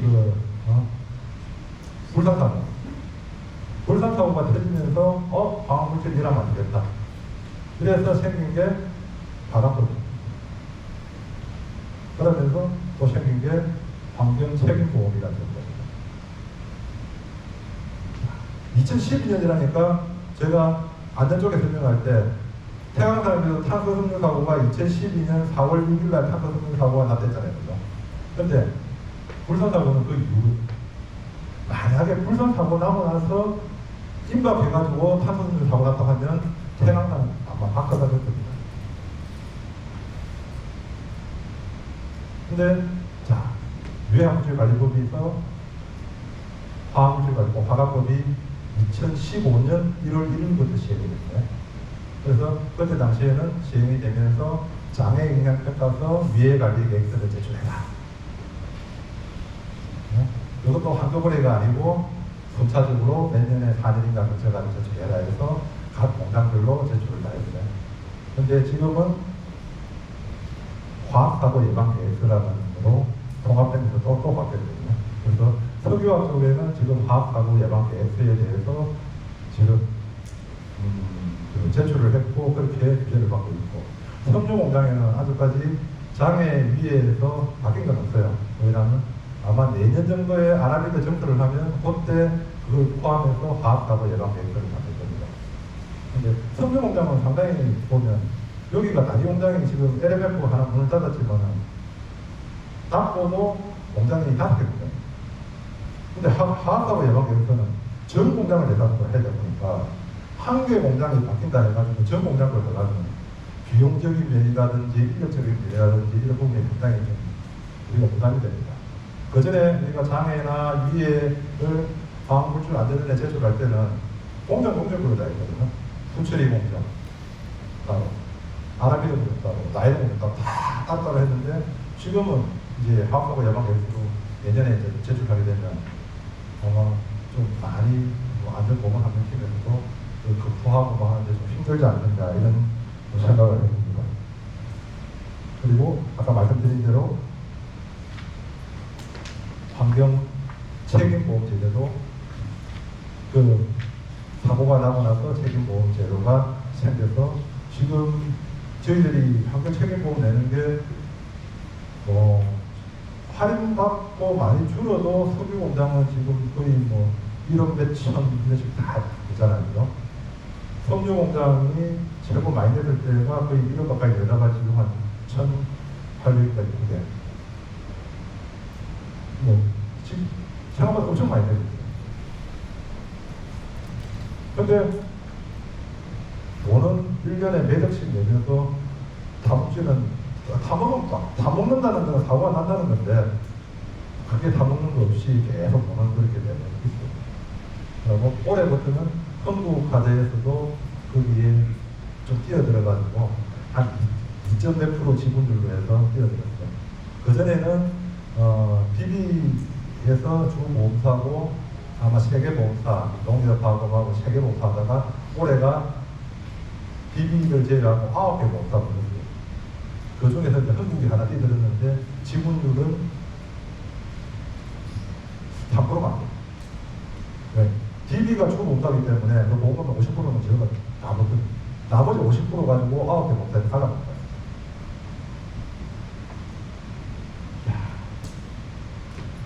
제가 이제 이 환경 쪽에 하면서 그래도 환경 쪽에는 공장별로 현황이 좀 알아야 되겠느냐 싶어서 제가 각 공장에 조사를 해서 자료를 만들었는데 여기서 다 설명하기 어렵고 몇 가지만 말씀을 드리면 폐수 쪽에 봤을 때는 석유 1공장이 월등해요.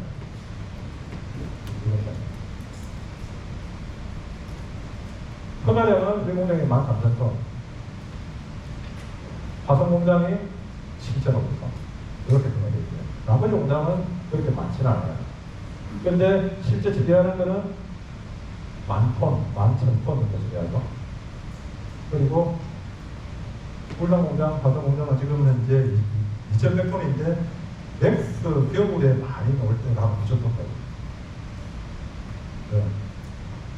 석유는 큰 특별한 거 없이 공정에서는 바로 되지만 석유 쪽에는 이게 공정하고 이게 영향이 바닥에 오염물질이 있기 때문에 겨울에 내부에서 동파 드레인 한다고.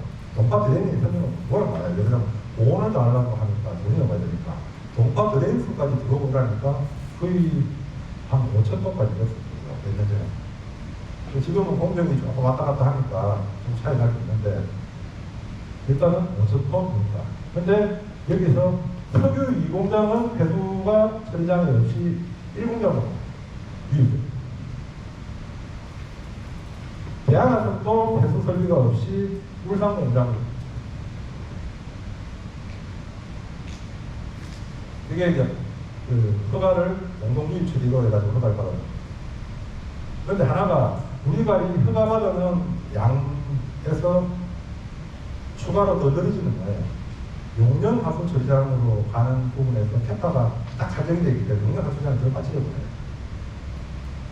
그래서 지금 석유산 공장에 제일 꼴찌 잡은 게 M 프로젝트. 거기가 폐수가 800톤이 나와요. 800톤이 늦게 나오는데 다른 거는 전부 다 등골육이 넣어가지고 태운다고 합니다. 근데 800톤은 순수하게 없이 나와야 돼요. 그건 어디로 가요? 그래서 제가 이정 상무님한테 이야기를 어쩔 겁니까? 협의해보지. 근데 과연 울산시에서 오케이 해주려고 했어요. 오케이 안 하면 방법 하나밖에 없어요, 공장에. 직방류할 수 있는 정도의 수준의 방지시설을 놔가지고 직방류하면 돼요. TOC 40, 에센트 10장. 자, 섬유공장에 고사정 직방을 하는 게 있어요. 여기에 과학적 측면. 우리 정부장에 정부 쪽에서 나오는 거 있잖아요. 온도포 직방이라고 해서 양은 얼마 안 돼. 진짜 양이 안 돼. 하루에 한 2, 300톤 정도 받거든요. 공장에 우리가 많을 때는 저기에도 하루에 1000톤 가까이 했는데 지금은 2, 300톤. 근데도 직방을 하고 시에서 들어가서 물 한 번도 안 했어요. 물 어떻게 만들었지? 그거는 안 가르쳐줍니다. 그래서 직방류를 하고 있다. 나머지는 용량 하수 저장으로 가르친다. 자, 직방류와 용량 하수 저장 이게 뭐가 틀리냐? 법적 기준이 틀립니다. 여러분 그 TOC라면 일반 생각하면 잘 모르잖아요. 그러니까 COD라면 좀 들어봤죠. 오염 COD, 화학적 산소에 의한 COD. 그리고 무유물질, SF. 용량 하수 처리하고 들어가면 기준이 COD 대신에 지금 TOC라는 기준으로 바뀌었는데 TOC가 50, SF가 80입니다. 80. 용량입니다. 근데 직방류를 하면 TOC 40, SF 10, 10ppm. SF 10ppm 진짜 힘들어요. 섬유공장에는 진짜 나오는 거를 우리가 조 2단에서 완전 부유물질까지 깔아치고 상급분만 보내니까 지금 현재 5ppm에 가다가 만약에 슬러지가 좀 쌓였다 이러면 10ppm 갈까요? 그러면 그걸 봐가지고 한 번씩 보면서 또 내가 조금씩 중소해봐야 너무 크게 크게 많이 잡아도 없어. 그런데도 아주 미세하게 조금에 들어가면 10ppm 바로 됩니다. 그래서 직방류 하는 게 상당히 위험합니다. 현재 상장 햄 제작자는 모르겠어요. 이 숙제다. 자, 그리고 하나 여기 보시면 주요 설비로 석유공장에 현기성이 있죠. 그죠? 현기성 도와주.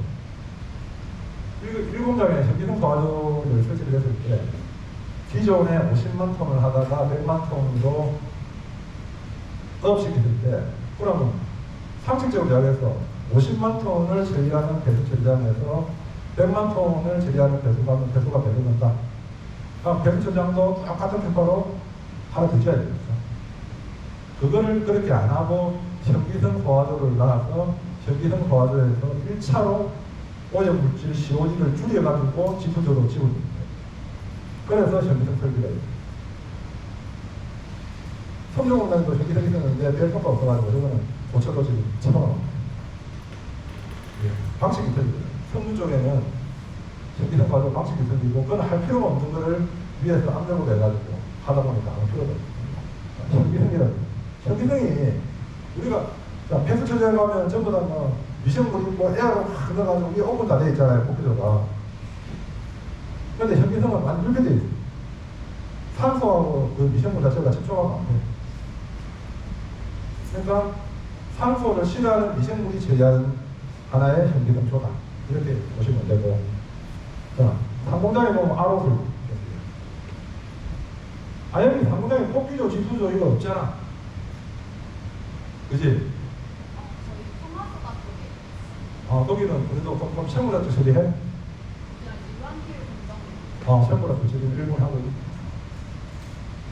RO라는 설비가 있다. RO라는 설비가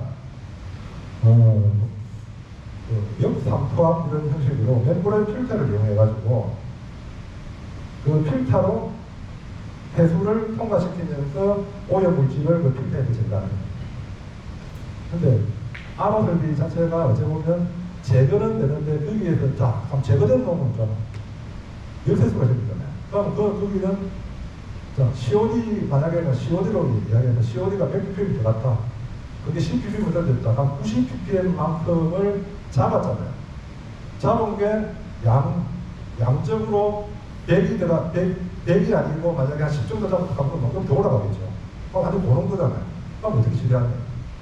그래서 상공장은 더블열기가 있으니까 그렇게 고농도를 집어넣어가 처리해버리면 방법이 없고. 근데 섬유공장이나 다른 쪽에서는 차가도 역세수가 또 발생되면 역세수는 또 처리해야 돼요. 그런 것입니다. 그래서 상공장에는 WB 올라가 있기 때문에 RO라는 그런 맹구레인의 그 몇 함수 방식으로 해서 처리하는 그런 저것도 하나의 고도 설비입니다. 그런 설비가 있고. 울산 공장에, 성주 공장에 AFM하고 CF 가동 필터 이거는 TOC라는 부분으로 강화되면서 새로 이게 10매덕을 들이가지고 그렇죠. 했는데 보통의 경우 그게 COD가 90ppm에서 TOC가 50ppm으로 이렇게 이제 법이 바뀌면서 역학 조사를 해보니까 섬유 공장도 그렇고 석유도 그렇고 TOC가 하면 부품하고 온도가 줄어요. 근데 섬유는 안 그렇더라 이거죠. 섬유는 COD 90ppm인데 TOC도 90ppm. 막 90에서 50으로 강화되니까 저장이 힘들잖아요. 그 이유가 역학 조사를 하면서 다른 섬유 공장에는 다 주는데 왜 태양만 안 주느냐. 아크릴 섬유 공장, 모다크릴 섬유 공장 해가지고 특히나 그 아크릴로니트리 시안에 들어가 있는 남분의 상태에서는 TOC에서 어쨌든 COD가 더 잡히는 분야 비싸게. 그럼 그걸 잡아야 됩니다. 그래서 10매력을 들여가지고 FM, 가본, FM은 안에 그 후지 모양의 필터입니다. 후지 모양의 필터를 거쳐가지고 그 다음에 가본 필터를 거치고 나오는 거죠.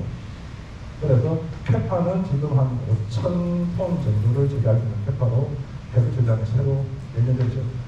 그래서 이런 식으로 좀 진행되고 있고.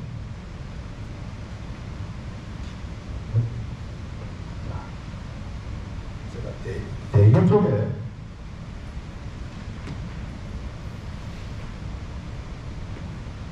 대기 쪽에 보시면 뭐 배출 시설수는 이렇고 대기는 전부 다 일종입니다. 오염 물질이 80톤 이상 배출이 되기 때문에 그래야 되는데 여기서도 RTO라는 것이 있죠. 1공장의 RTO가 이 설비는 대기 오염 물질, 특히나 휘발성이 강한 대기 오염 물질을 800도 전후의 온도에서 태웁니다. 근데 효과는 좋아요. 좋지만은 계속적으로 불을 대가지고 가스를 태워야 되기 때문에 LNG가 엄청나요. 요즘은 LNG 사용량을 가지고 총량제 규제도 받고 여러 가지 그렇기 때문에 사실 RTO 이 설비가 옛날에 설치했지만은 지금 현재로서는 RTO를 갖다가 많이 좀 강화하려면 저희들이 총량제에서 상당히 좀 부담되는 그런 부분입니다. 그리고 쭉 전부 다 뭐 전옥소 반화 이런 부분은 다 들어가죠. 버너 쪽에는 물론 전옥소 반화를 설치를 안 하면 보일러 쪽에는 지금은 기준에 맞출 수가 없어요. 그래서 다 전원 반화로 교체를 다 한 상태고, 상공장에는 WB 1, 2, 이 부분은 가스, 물, 고농도 물, 해수 다 태웁니다. 그러니까 물론 WB 몰라에서 태우면서 거기에서 또 스팀이 발생되고 스팀이 또 화성공장에도 스팀을 받고 여러 가지 부분이 있는데 이 WB 같은 경우도 운전을 잘해야 돼요. TMS 제품도 있잖아요. 특히나 저쪽에는 태우기 위해서 LNG를 어떻게 쓰고 여러 가지 부분에서 낙서에 대해서 상당히 신경 써야 되는 부분이 있고 WB 몰라 트러블이 생겨가지고 초과 부하가 계속적으로 지금 표현한 거예요. 그리고 CVR 이 부분은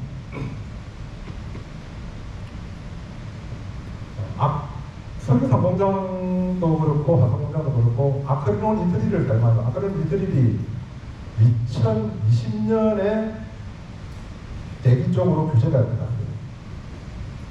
근데 중국에서 이걸 잡을 방법이 없어. 물론 이제 RTO를 설치하면 돼요. 근데 RTO 설치하기는 너무 부담스럽고. 그러다 보니까 찾다 원산에 있는 업체에 뭐 자기들 특허라고 하는 부분을 설치를 했는데 C911 자체가 M2를 이용해가지고 온도를 마이너스 75도 또 M2를 때려버리면 M2가 응축이 돼가지고 잡히는 거예요. 그리고 거기서도 안 잡히는 부분은 화본 흡착탑에서 한 번 더 잡아야 되는 거예요. 아크릴리스질이 지금 법적 기준이 일반 공정상에서는 2ppm입니다. 2ppm 같은 경우는 100만 분의 2잖아요. 근데 그 부분도 환경부에 건의하고 해서 지금 바꾼 게 저장 시설은 20ppm으로 우리가 좀 완화를 받았거든요. 그래서 석유 공장이나 지금 석유 공장에서 관리하는 AFF야드에도 기준은 20ppm으로 관리를 하고 있습니다.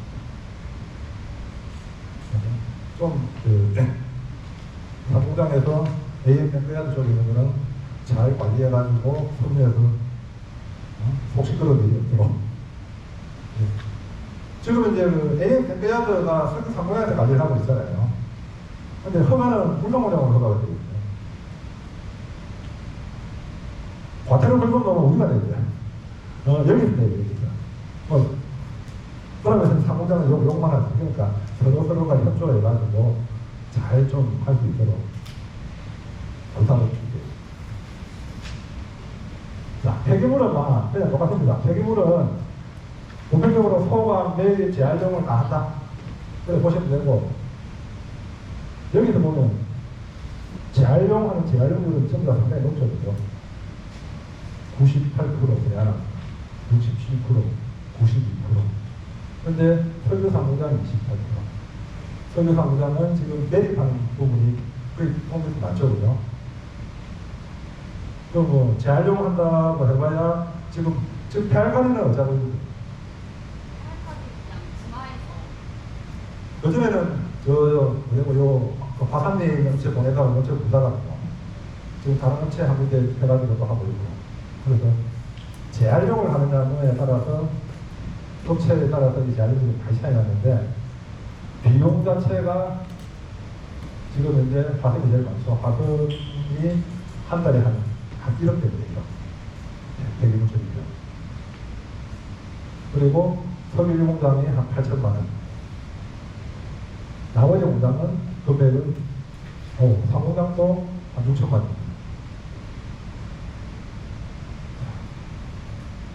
요가 뭡니까? 폐기물 처분 분담금이라는 부분하고 재활용 분담금. 폐기물 처분 분담금은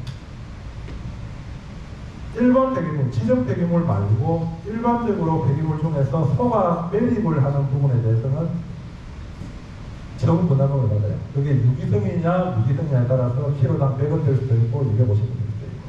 그래서 지금 석유 공장이 제일 많죠. 처분금이 연간 6,400만 원 정도 되는데, 그게 매립이 많은데, 일공장이 공정원이 쪽하고 지금 매립 쪽이 많기 때문에 그런 부분이고, 그리고 재활용 분담금은 많이 없는데 물산공장만 1,700만 원 잡고 있잖아요.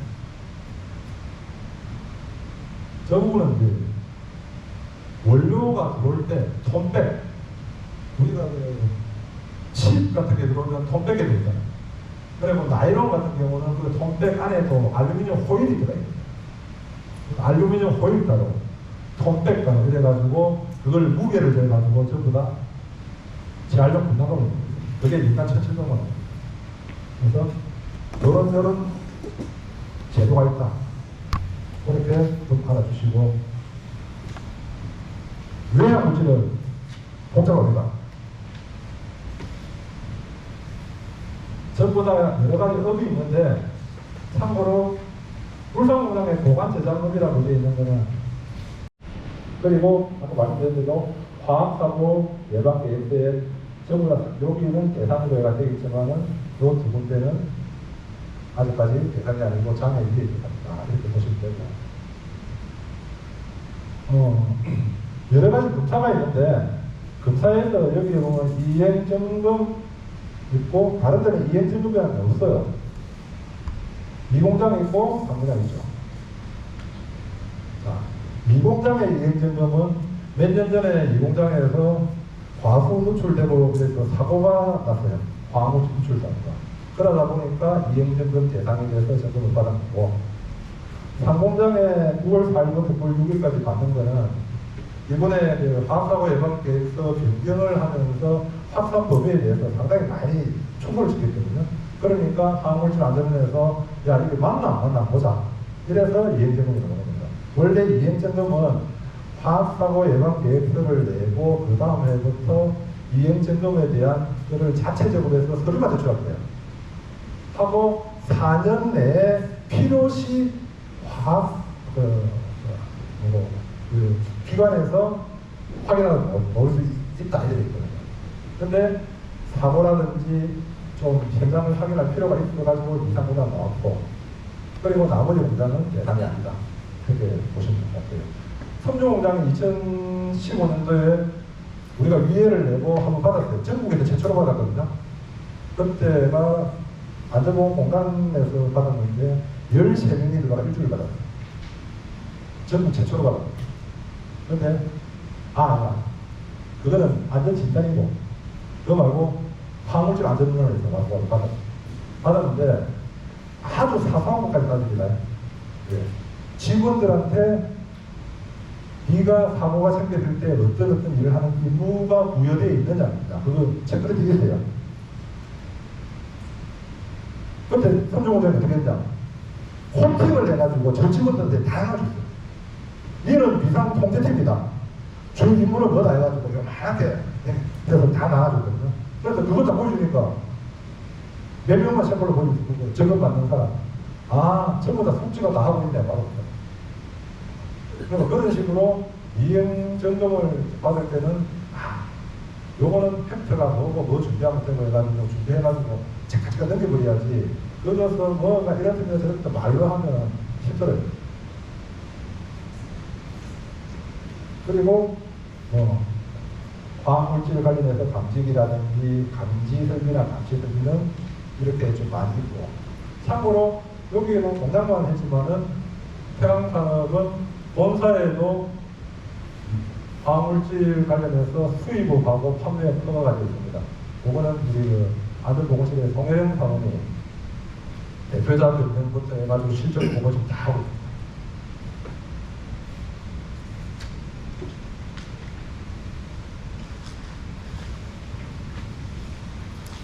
사고 사례만 좀 할게요. 이거는 전북 부산에 되는데 500kg짜리 칠산 용기입니다. 지게차로 옮기다가 떨어져가지고 사고가 났다. 다른 거 왜 됩니까? 왜 그러냐면 용기 옮길 수도 있는데 고정을 제대로 시켜야 되는데 고정을 제대로 못했기 때문에 사고가 난 부분이니까 그런 부분은 잘 좀 챙겨주시고, 보통은 우리가 1톤짜리 IBC 탱크 같은 데도 화물질을 담아가지고 옮길 수도 있잖아요. 그죠? 그럴 때는 그냥 지게차가 코크에 다 발만 넣어가지고 안 움직이다 하지 말고 다시 한 번 더 코크에다가 결박을 해서 절대 화물질 유출되는 사고가 없도록 그렇게 좀 부탁을 드리고, 요거는 울주군에 있는 고려아연입니다. 고려아연에서 냉판을 개방하는데 황산이 누출돼가지고 협력업체 작업자 6명이 같이 외부 협력업체 작업자가 들어왔는데, 야, 이거 오픈해가지고 별로 풀어가지고 작업해야 되고 지금 가고 있어. 근데 푸니까 황산이 붙어요. 근데 외부 작업자가 보니까 화학고기라는 게 하다.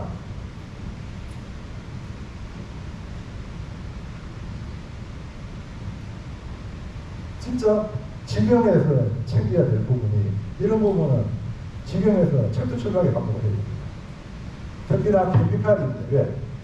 다 필요 없고 퍼지했다 해도 데드존에서는 남아있어요. 분명히 남아요.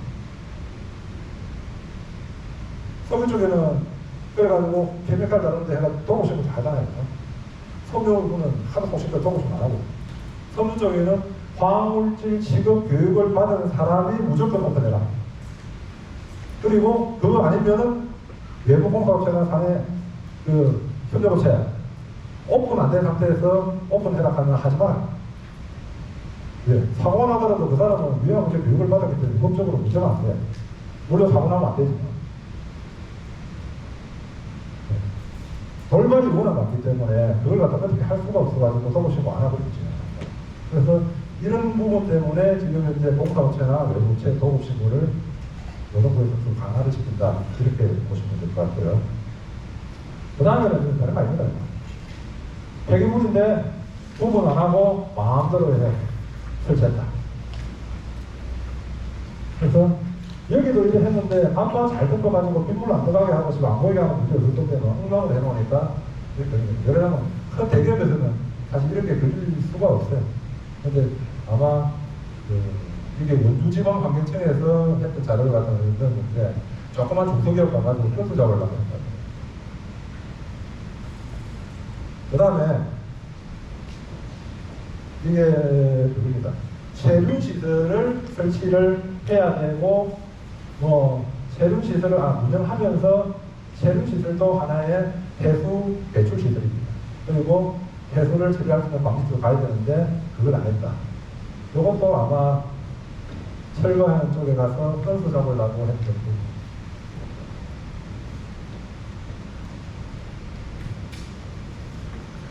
이 부분은 아마 각 공장의 상관에서 좀 신경을 좀 써주셔야 될 게,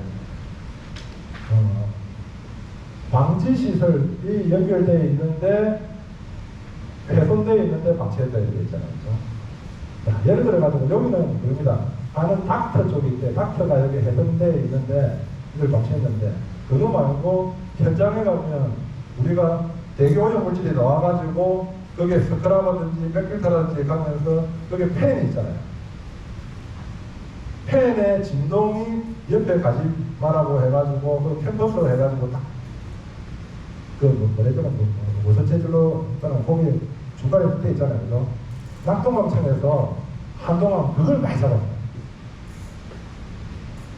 여기서는 그냥 순수하게 보장 배선했다 해가지고 200만 원 받았는데 낙동강청에서 이마들은 어떻게 잡았냐? 자, 중간에 여기 찢어졌다? 근데 보니까 공기가 빨리 들어가더라? 그러면 시설. 오염물질이 여기 나오더라? 무단방류. 그래서 5년 이하의 징역이나 5천만 원이거든요.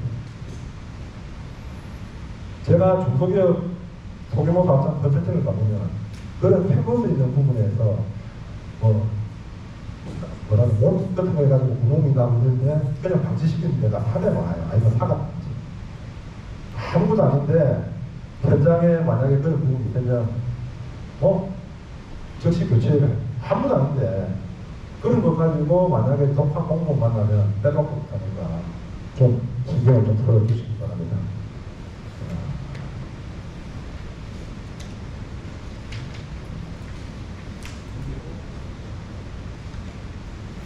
여기서는 하나만 제가 이야기할게요. 유해화물질이 누출되었을 때는 정치신고인데 정치신고는 15분이다. 이게 합동방재센터하고 각 사고난대하고 가장 무서울 수가 없습니다. 정치신고 안 하면 1억은 이하이거든요. 근데 우리가 보통 알기로는 유해화물질만 해당이 된다고 생각하는데 지금 현재에서는 그 합동방재센터에서 하는 이야기는 모든 화학물질이 해당됩니다. 근데 그렇다고 해가지고 바닥에 조금 흘렸는데 우리가 그러면 대응할 수 있는데 그거 만약에 합동방재센터나 소방서나 신고해가지고 난리지면 일이 더 커집니다. 그래서 그런 판단이 하기가 상당히 힘든 부분이 있거든요. 그래서 누출이 되는데 이게 지금 감당 안 된다고 하겠습니다. 소방 사고가 몇 시에 났다 하고 소방서에 신고된 딱 그 신고하고 그 시간을 15분 넘어에 따라 가지고 합동방재센터를 바로 때려줍니다. 특히나 SK도 그런 경우가 많습니다. 만리 어디 신고했는지 근데 신고는 소방서에 119에 신고하면 전부 다 접수가 됩니다. 우리가 안 된다고 생겨도 119에 해가지고 앰뷸런스 보내주세요 신고하잖아요. 소방차 들어오는데 그에 따라서 경찰차가 없을 겁니다.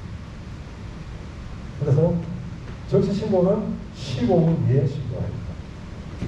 근데 우리가 충분히 그거는 배수로로 가고 오염물질이 매입돼가지고 인체에 유독하고 이런 게 아니고 우리가 충분히 가방에 할 수 있다고 판단하면 신고할 필요는 없어요. 근데 그런 것까지 신고해버리면 일이 더 커질 수 있으니까 그걸 잘 판단할 필요가 있거든요. 근데 안에서는 무조건 신고하셔야 돼요. 나오거든요.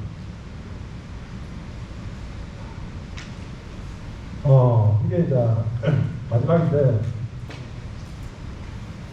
섬유 쪽에 문제가 됐던 부분입니다. 작년에 세관에서 조사가 나왔어. 세관 수입하는 부분에 대해서 조사가 나왔는데, 조사를 하다 보니까 섬유 쪽에 화학물질을 수입한 것 중에서 화학물질 확인 면제서를 제출 안 한 게 9건 나왔어요. 그러니까 늦게도 제출했는데 그게 9건 나왔거든요. 그래서 왜 그런 문제였나? 무상으로 연구소에서 테스트한다고 샘플을 이야기 안 하고 받은 것까지 다 나옵니다. 그래서 그게 세관에서 환경청으로 통보가 됐고, 환경청에서 다시 조사를 했는데 결국은 우리가 두 건에 대한 거는 소명을 했어요. 이거는 옛날에 했는데 뭐 가지고 바뀌어가야 될 거니까 두 건은 빼고 7건에 대해 가지고 과태료를 받은 거예요. 한 건당 200만 원씩. 그 다음은 6, 7, 42, 4,200만 원. 그런데 중요한 거는 화강법에 의해서 확인 면제서만 문제가 되는 게 아니고 신규 항목질이 있어서 화평법의 문제, 그것도 양이 1kg도 아니고 46g. 그거를 연구원 한 명이 현장에 생산해 있는 유해 항목질을 대체시켜 보겠다고 자기가 인터넷 비비 가지고 그 업체에 연락을 했습니다. 근데 신규 항목질을 신고를 안 하면 그거는 화강법이 아니고 화평법에 의해 가지고 사법처. 지금 한국에 사법처 남아있어요. 아마 누가 조서를 꾸미러 갈지는 모르겠는데 본부장 아니면 제가 조서를 꾸미러 저 창원에 남봉청에 가야 됩니다. 그때 그것 때문에 이런 절차를 만들었어요. 선유 쪽에. 선유는 이런 경우가 잘 없습니다. 선유는 뭐 방사 유제라든지 뭐 여러 가지가 테스트가 많이 들어와요. 그래서 기존에는 막 마음대로 하는 거를 유상이든 무상이든 무조건 구매 요구서에 탑재시켜라. 본사에. 그리고 그 탑재시킨 거를 그런 정보 등을 가지고 안전보건환경팀에서 협조 결제를 해야지 그 다음 넘어간다. 그리고 쭉쭉쭉 진행되죠. 진행되면서 안전보건환경팀에서 법적 검토하고 오케이 됐네. 그래가지고 해도 된다 하면 그 다음에 이제 진행을 하고, 그러면 진행을 하면서 LOC라든지 무슨 자료들 전부 다 저희들이 제출 다 하고 안전보건환경팀에서 사전 안전환경 검토를 하고 화학물질 문제서를 제출을 하고 또 PR을 올리면 PR의 협조 설명을 합니다. 그게 끝났다. 거기서 끝는 게 아니고 그 다음에 통관하기 전에 이제 구두에 들어왔잖아요. 부산 세관에 들어왔잖아요. 통관하기 전에 물류팀에서 통관해도 되는지 안 되는지를 안전하게 다시 한번 또 이야기해서 우리가 체크를 해서 해도 되냐 안 되냐. 이렇게 체계를 바꿔놨어요. 그런데 이래 하고도 초창기에는 어떤 경우가 있냐면 들어왔는데 이런 절차 없이 들어와가지고 또 세관 또 있어. 이거 만들어 놓은 거죠. 그래가지고 통과를 한 15일 정도 진행시켰습니다. 예. 확인 명세서를 늦게 제출하면 그랬잖아요. 양과 관계없이 건당 무조건 600만 원 받습니다. 그래서 섬유 쪽에는 특히나 여기 섬유 공장의 엔지니어들 생산 쪽에 뭐가 10% 들어오는데 우리가 평상시에 쓰는 게 아니고 안 쓰는 부분이 들어온다. 그러면 MSD에서 LOC 자료라든지 이런 거 가지고 안전보건환경팀에 무조건 법적 검토가 없이 들어오면 큰 문제가 생깁니다. 그래서 그 부분은 충분히 좀 숙지를 해주시기 바랍니다. 자, 오늘 교육을 요구를 하고 내일은 PSM에 대해서 간단하게 교육을 할 건데 제가 오늘 교육을 하면서 가능하면 각 공장별로 왜냐하면 안전환경에 대해 가지고 두루뭉실한 사람보다는 각 공장에 이런 부분이 있다는 것을 한 가지 내지 두 가지라도 이런 게 있던데 좀 숙지가 됐으면 아마 도움이 되지 않을까 생각하고 내일 그 PSM에 대해서 내일 교육을 하도록 하겠습니다. 예, 고맙습니다.